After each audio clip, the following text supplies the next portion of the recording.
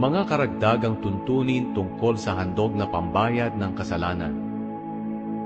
Ikapitong Kabanata. Ito ang mga tuntunin tungkol sa handog na pambayad ng kasalanan. Napakabanal ng handog na ito. Ang handog na pambayad ng kasalanan ay doon papatayin sa pinagpapatayan ng mga handog na sinusunog. At ang dugo nito'y iwiwisik sa paligid ng altar.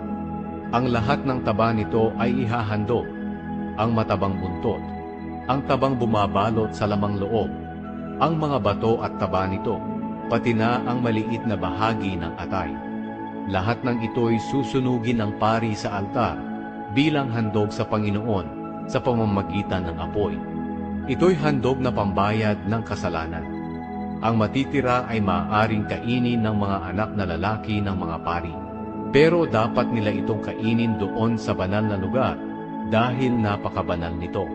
Iisa ang tuntunin sa handog sa paglilinis at sa handog na pambayad ng kasalanan. Ang karne sa mga handog na ito ay para sa paring naghandog nito.